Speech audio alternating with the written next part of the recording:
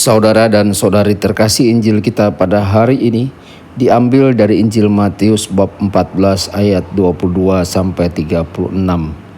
Sekali peristiwa setelah mengenyangkan orang banyak dengan roti, Yesus segera menyuruh murid-muridnya naik ke perahu dan mendahulunya ke seberang, sementara ia menyuruh orang banyak pulang.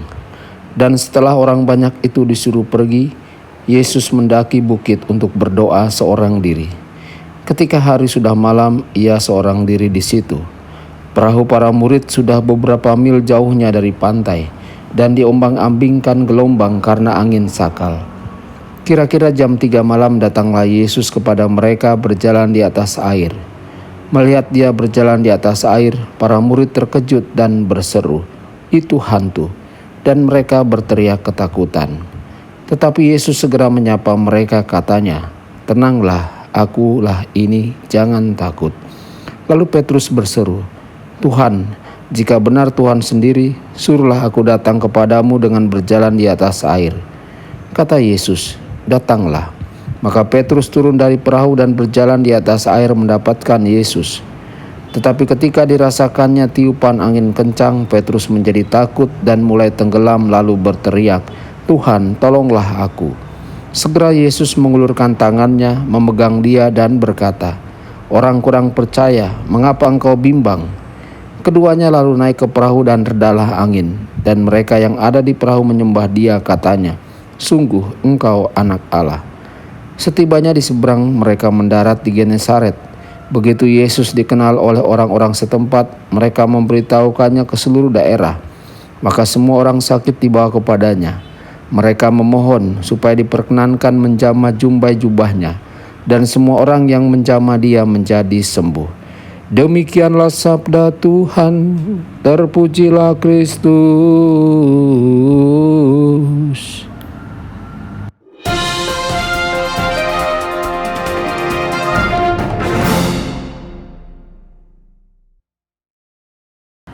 Saudara dan saudari terkasih dimanapun Anda berada, jumpa lagi dengan saya Romo Tedens dalam saluran Warta Kabar Sukacita.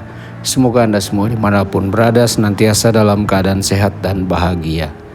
Saudara-saudari, Yesus menghindari orang banyak dan naik ke gunung sendirian untuk berdoa. Yesus rela meninggalkan kenyamanan kebersamaan dengan orang lain untuk menyendiri dengan Tuhan. Berada dalam keheningan tanpa orang lain dapat menyebabkan kesepian dan kekosongan batin.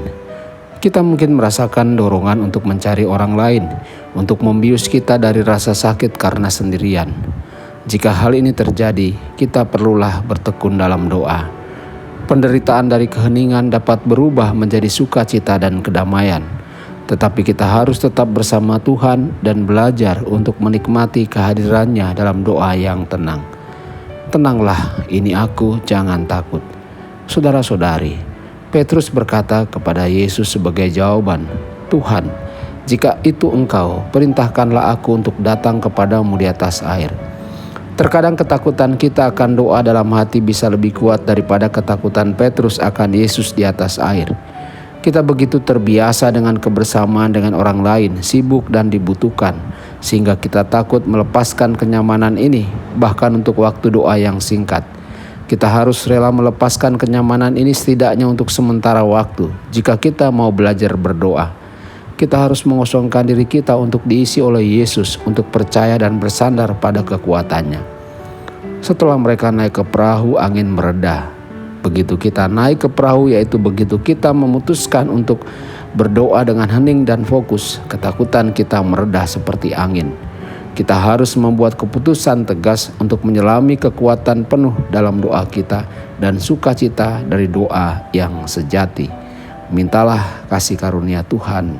Tuhan Yesus memberkati dan menyertai Anda semua. Sabda Allah adalah kebenaran.